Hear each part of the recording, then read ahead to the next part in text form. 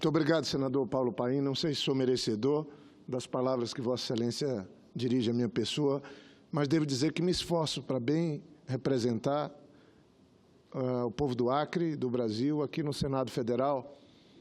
E também não sou daqueles que usam um mandato dado pelo povo do Acre apenas para marcar posição, para cobrar, para denunciar, para apontar erro dos outros.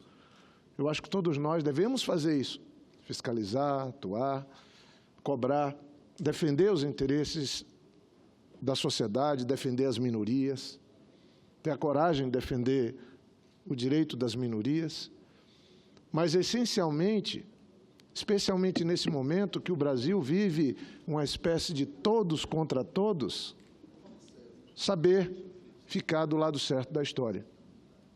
Eu queria parabenizar todas as centrais, todos os sindicatos, todas as organizações das trabalhadoras, dos trabalhadores, por estarmos aqui numa sessão celebrando ainda no mês de maio o Dia do Trabalhador. Esse dia sempre mobilizou muitos, mundo afora. Tem uma história muito bonita. Lamentavelmente, no Brasil, o trabalho, a trabalhadora e o trabalhador parece que não são mais vistos como uma parte mais importante da sociedade. E as consequências é o que nós estamos vivendo hoje. Não tem outra razão para o Brasil estar vivendo esse verdadeiro caos que prejudica todo mundo, mas, essencialmente, nos faz ficar diante do mundo real. Não é, sinceramente, não estou aqui divergindo de quem falou antes de mim ou até de quem se posicionou. Nós não estamos lidando, gente, com política da Petrobras. O Brasil parou, os caminhoneiros pararam, todos os setores estão paralisados, do avião ao aviário. Paralisou-se tudo, não é por conta da Petrobras, é por conta do modelo de política econômica do governo. Vamos na raiz do problema. Se nós não identificarmos direitinho o problema, nós vamos trocar caminhoneiro por outras categorias e o Brasil vai seguir nesse todos contra todos. É uma política objetiva. Ou os senhores, as senhoras acham que ter quase 14 milhões de empregados não é resultado de uma política econômica do governo. É resultado da política do governo. Nós tivemos um governo há pouco tempo atrás que a preocupação maior dele era diferente desse: gerar emprego, empoderar economicamente os mais pobres, ajudá-los a sair da fome, da miséria. Vocês imaginem o que é uma mãe de família, porque eu falo sempre a mãe de família, porque é a pessoa que acorda mais cedo na casa, dorme mais tarde, independente de ser trabalhador ou não. Não estou menosprezando o pai de família, às vezes faz também o papel de pai e de mãe, mas você sabe o que é uma mãe acordar com a casa cheia de crianças e não ter um pão, um leite para dar para os filhos de manhã? Ficar pedindo a Deus que os filhos não acordem, porque se acordar vão pedir comida. Esse era o país da fome, antes do governo do presidente Lula. Vamos ser sinceros. Não, quem dizia isso não eram os colunistas da grande imprensa nacional, a FAO, as Nações Unidas, estava lá o Brasil no mapa da fome. Depois de uma política, com erros também, porque eu sou do Partido dos Trabalhadores. Quando a gente não assume os erros que nós cometemos, fica difícil a gente apontar os erros dos outros. Nós temos culpa de ter o governo Temer lá no Palácio hoje. Nós fizemos uma aliança com eles. Temos responsabilidade também. Fomos enganados? Fomos, é verdade. Mas fomos nós que fomos lá tentar, em vez de enfrentar o modelo atrasado da política, nós resolvemos nos juntar a eles e fazer uma espécie de transição.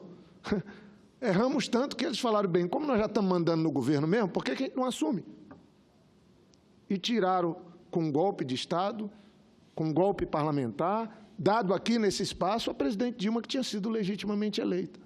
Mas, voltando à história das opções que os governos têm que fazer e podem fazer, para a gente não ter dúvida. O que está acontecendo no Brasil hoje é responsabilidade integral dessa associação do MDB, PMDB com o PSDB. O PSDB está fazendo valer sua política lá na Petrobras, mas num consórcio, junto com o governo Temer, que era o presidente do PMDB, era o nosso vice-presidente da presidente Dilma, mas lembre que ele dizia que ele era apenas uma figura de decoração. Mas agora, a figura de decoração resolveu implementar um modelo político que, em vez do emprego pleno, vamos lembrar, estava lembrando da fome, e que tal as pessoas sem ter trabalho? Que tal ter um filho, como tem milhões de brasileiros hoje, que completa 18 anos, 19, 20, 21 e não sabe o que é um emprego, gente? Sabe o que é que acontece? Em muitos casos, o emprego ofertado para esses meninos de periferia, que moram nas periferias das cidades, como na minha Rio Branco, ou em qualquer uma do estado, do meu estado, ou do Norte, do Nordeste, ou do Sul, mesmo o Rio Grande do Sul, do senador Paulo Paim, é um ex-estado rico. Destruíram o Rio Grande do Sul. É um estado destruído. E era um estado riquíssimo. Referência para o Brasil e para o mundo. Referência para a Argentina, referência para o Uruguai, referência para o Chile. O Rio Grande do Sul é um estado que foi empobrecendo. Está empobrecido, falido. O Rio de Janeiro também. São Paulo vai no mesmo caminho, Minas também. Agora, eles estão vendo o quanto que é difícil a gente viver no norte e no nordeste desse país, que sempre foram estados mais pobres. Agora, a crise chegou nos estados ricos. E talvez agora a gente encontre a solução. E o que é que fez o presidente Lula? O que é que fez o presidente Lula quando chegou no governo, lembrando que ele era um retirante, que saiu num pau de arara do Nordeste para tentar a sorte em São Paulo e sobreviveu com sua mãe, seus irmãos, na periferia de São Paulo. Chegou no governo e estendeu a mão para os mais pobres. Criou um programa, Bolsa Família, que foi premiado no mundo inteiro. Foi elogiado pelo presidente Obama como o mais importante programa de inclusão social do mundo. O Brasil era isso, gente, há pouco tempo atrás. Há pouco tempo atrás, a FAO, as Nações Unidas, falou: o Brasil saiu do mapa da fome. Aí veio a presidente Dilma e criou um slogan: país rico é país sem miséria. E foi trabalhar para ver se a gente conseguia estender a mão para aqueles que estavam abandonados pela própria sociedade, no meio das ruas, das periferias, as pessoas vivendo numa situação de miséria. E estávamos nós lá fazendo inclusão social. 20 milhões de empregos gerados, com carteira assinada. Aí entra, senador Paulo Paim, o Luz para Todos, que tirou da escuridão. Mas veja como é inteligente quando a gente ajuda os mais pobres. Acabei de chegar de madrugada do Acre. Eu estava no município de Feijó e Tarauacá. Sabe qual é a maior reclamação? Anteontem à noite, estava numa aldeia indígena. Estava lá sendo elogiado, porque quando fui governador, saí do governo faz 12 anos. Estavam lá dizendo: olha, foi o senhor que tirou a gente da escuridão junto com o presidente Lula, com Luz para Todos. Quando você põe energia elétrica na casa de um pobre agricultor, ribeirinho, indígena, ele trabalha, se esforça para comprar sua geladeira, para não ter mais que jogar fora a comida, porque não tem onde acondicionar. Ele trabalha para ter uma televisãozinha, ele trabalha para ter um eletrodoméstico. E sabe quem é que ganha quando você faz o Luz para Todos e põe o Bolsa Família dentro da casa dos pobres? Sabe quem é que ganha? Os ricos. Os ricos é que ganham. Porque quem é que é dono das indústrias? Quem são os donos das indústrias? Quem são os donos dos supermercados? Das grandes lojas de eletrodoméstico? Ganharam dinheiro como nunca tinham ganho dinheiro na vida. E foram os carrascos contra o presidente Lula e a presidente Dilma. Pode pegar aí. Tem alguns aí que soltaram fogos. Os que mais ganharam dinheiro. Eram milionários. Ficaram bilionários. Mas essa elite preconceituosa brasileira teima em tentar fazer esse país ir para trás. Teima. É ela que é responsável. Ontem houve batidas de panela. Fico triste de ouvir as batidas de panela de ontem, porque pode ser um pouco falso. Quando a gente estava tendo problema de crise econômica, de preço de petróleo, confundiram as coisas e bateram panela contra a democracia, desrespeitando a democracia. O resultado foi levar para o Palácio do Planalto uma pessoa que não foi votada para ir para lá, foi votada para ser vice. E as consequências estão se pagando hoje. Se não fosse, e aqui eu sou solidário com o sofrimento das pessoas, mas porque eu quero que essa crise passe. Tem muita gente sofrendo hoje por conta dessa paralisação geral. Não estou aqui fazendo proselitismo. Mas se não fosse os 2 milhões de caminhoneiros que já estavam pagando para trabalhar, com todo respeito às centrais sindicais, ao movimento sindical, mas há uma desmobilização, uma desmotivação das organizações da sociedade, talvez por conta de tanto chicote que o governo e esse Congresso têm batido nas organizações dos trabalhadores. Ou a reforma trabalhista não foi uma agressão contra as organizações sindicais dos trabalhadores e trabalhadoras? Foi feita para enfraquecer as organizações das trabalhadoras e dos trabalhadores. E aí, quando você enfraquece a organização das trabalhadoras e dos trabalhadores, eles têm uma voz mais fraca. Eles têm menos vez. O Congresso não respeita mais central sindical, sindicato, não respeita mais, amigos. Por quê? Porque está diminuída a capacidade de mobilização. Foram lá no âmago, no cerne, tirar o imposto sindical. Diz assim a gente desmonta. Criaram a CPI das ONGs para que as organizações da sociedade não possam ter participação. E mudaram as leis, dizendo que era para fiscalizar coisa errada. Coisa nenhuma. É um modelo de Estado e um modelo econômico que está sendo implantado no Brasil. O Brasil só não quebra de vez porque o Brasil é muito forte. Porque o Brasil é um país riquíssimo. É por isso que não quebra de vez. Apesar da classe política, da elite que tem. E eu estou falando aqui, vai dizer, mas então você não é? Eu tento ser diferente.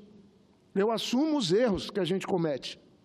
Olha, está se falando hoje, senador Paim, que é um absurdo os articulistas econômicos, os tais palpiteiros pagos, são pagos. Eles ganham muito dinheiro para dar esses palpites na televisão todo dia, do que é que está errado, do que está certo. Ricos, pagos. Todos têm compromisso com as grandes conglomerados econômicos, todos têm. Esses palpiteiros. Não são isentos, não. Aí eles estão dizendo agora que como vão tirar 10 bilhões do contribuinte para poder diminuir o preço do diesel para os caminhoneiros? Sabe o que é que aconteceu ano passado aqui? Salvo engano, em agosto? Nós votamos uma medida provisória, salvo engano, 795 ou 975. Deixa eu dar uma olhada aqui para ver mas, salvo engano, deixa eu olhar aqui rapidinho e vou pegar a medida provisória. É a medida provisória 795. 795 de 2017. Sabe o que é que prevê essa medida provisória 795 de 2017? Vamos discutir Petrobras? Vamos. A Petrobras, junto com o Palácio do Planalto, os consórcios PMDB, PSDB, mandou para cá uma proposta para, diz que, resolver esse problema, que a Petrobras está falida, e pegou as 5 maiores petroleiras do mundo, e propôs aqui, e aprovou aqui, e na Câmara, a medida provisória 795, dando isenção de R$1 trilhão durante 20 anos. E nenhum articulista econômico nenhum desses fakes economistas reclamou que o Brasil estava abrindo mão, olhe bem, abrir mão de um dinheiro que podia ir para a segurança, para a educação, que podia libertar o Brasil desse enfrentamento que nós estamos vivendo, definitivamente. Eu estou falando, pode chegar a 1 trilhão, alguns falam que é 700 bilhões, outros falam que é só 800. Ora, só 800 bilhões? Só 700 bilhões? Ou R$1 trilhão por 20 anos? Vocês sabem o que é mais difícil ser encontrado, senador Paim, presidente? Ouro ou petróleo? Para ser descoberto, dizem os estudos, que é mais difícil você achar petróleo. Então, é mais difícil. Você perde dinheiro, faz investimento. Bacana. Então, quem pesquisa petróleo tem que ter algum incentivo. Parece até que é verdade. Mas sabe o que acontece no Brasil há muito tempo? No governo do presidente Lula, graças aos técnicos da Petrobras, nós descobrimos o pré-sal. A inteligência brasileira descobriu o pré-sal. O pré-sal está a 5.000 quilômetros de profundidade, abaixo da linha d'água. Alguns até 6.000. Aí o Brasil desenvolveu tecnologia de explorar petróleo profundo. No pré-sal. O Brasil produzia 1 milhão de barris de petróleo. Agora produz mais de 2 milhões de barris de petróleo. Só que a maior parte do... Tem gente que até hoje não acredita que tem pré-sal, porque falaram tão mal da Petrobras, que parecia que era coisa do presidente Lula. Falar do pré-sal. É mais do que um bilhete na loteria. É a libertação de um país. Porque o petróleo é finito. Já já não vai ter mais uso para petróleo no mundo. O Brasil tinha que acelerar, explorar do melhor jeito. E aí, o Brasil descobriu o pré-sal e passou a ser um dos países a ter... O Brasil poderia ser uma grande autoridade na OPEP. Lembra bem da OPEP? Pelo volume de petróleo que tem descoberto. Então, aquele negócio que eu falei ainda há pouco, que descobrir petróleo é pior do que... mais difícil do que achar ouro, no nosso caso do pré-sal, esqueçam. O petróleo está descoberto, a tecnologia está dominada, a qualidade do petróleo também está definida, é só fazer conta de padaria, ver quanto você vai ganhar. Nessa hora que nós podíamos ter a Petrobras, a maior companhia do mundo, é verdade, entraram os gatunos. Não importa se foi ligado a nosso governo, ligado a partido, pode ser do PT, que partido for. Mas, gente, era um gatuno só, não era a empresa que estava sendo saqueada. Tanto é que os dois presidentes nossos, que realmente foram nossos, na época, Graça Forte e outro, sequer foram convidados para depor em algum lugar. O que tinha era, como tem muito dinheiro, aparece, o queijo é grande, aparece rato. Em vez de prenderem só os ladrões, estão tentando destruir a nossa empresa, a nossa Petrobras, no melhor momento dela. E aí, o que eles fizeram? Chamaram as 5 petroleiras do mundo. Imagine, o melhor negócio do mundo é explorar o pré-sal. Porque com o barril de petróleo, com a tecnologia dominada, custando $25 o barril, 25, compensa explorar. Antes era 30, 35, agora a tecnologia está ficando mais barata. Mas que tal agora que o petróleo chegou a 80, gente? Aí é ganhar montanhas de dinheiro. Aí o governo Temer, o que é que fez? Bem, vocês vão ganhar muito dinheiro, mas vamos fazer outro negócio? A gente vai dar isenção para vocês. E não vai ter mais dinheiro para a saúde, para a educação, para a segurança, para a infraestrutura tão necessária no nosso país, para implantar a ferrovia. Não vai ter mais, porque o dinheiro vai para as petrolíferas. Acharam um pouco, estão vendendo 4 refinarias nossas. Se tinha alguém roubando, prende quem estava roubando. Mas as refinarias são necessárias para a gente parar de importar óleo diesel, parar de importar gasolina, e ter o gás de cozinha, e ter o etanol. Então, senador Paim, eu estou falando isso porque é muito importante que a gente entenda as verdadeiras causas desse caos que nós estamos vivendo. E aí eu queria concluir dizendo que hoje nós vamos estar votando muitas matérias, eu vou estar aqui, dizendo que a gente só não pode, nós só não temos um direito, é de perder a esperança e a fé no nosso país. Sinceramente. Eu acho que a gente tem o direito de ficar indignado. Eu queria, e eu vou propor hoje, que a gente antecipasse as eleições. O mundo inteiro é assim. O governo está indo mal, antecipa a eleição e põe um governo legítimo. No caso, a gente tem um governo ilegítimo, por que a gente não faz um acordo nacional? Eu toparia fazer um acordo nacional. O acordo nacional seria esse. Daqui a 2 meses, 1 mês e pouco, a gente já vota logo. Elege um presidente para enfrentar a crise. Por que a gente não faz isso? Tudo que é país do mundo faz pacto, faz acordo. O nosso teria que ser um pacto, um acordo, pela democracia. Ninguém quer o governo Temer. O governo Temer está destruindo, gerando desemprego, destruindo a Petrobras. Agora a gente está conhecendo a verdadeira crise da Petrobras. que só está acontecendo com a conivência de setores do Judiciário, com a conivência do Congresso e com a conivência da elite e de setores da grande imprensa. É isso que está levando o Brasil a essa situação de caos absoluto. Mas eu tenho fé em Deus que isso vai ser superado. E nós precisamos imediatamente, fazer com que o Brasil se reencontre com a democracia. Se reencontre com a democracia. Porque foi o rompimento com a democracia que levou à instalação do governo que nós temos e do caos que nós estamos instalados. Era isso, senhor presidente, que eu queria deixar aqui registrado. E à tarde nós vamos ter um debate, nós vamos discutir aqui no Congresso. Nós vamos ter um debate aqui no Congresso, onde nós vamos votar e apreciar medidas provisórias, onde o Congresso possa dar sua parcela de colaboração para que o Brasil vire essa página da vergonha. Essa página da vergonha da democracia. O que é isso aí? Senador, terminou? Eu agradeço, Vossa Excelência.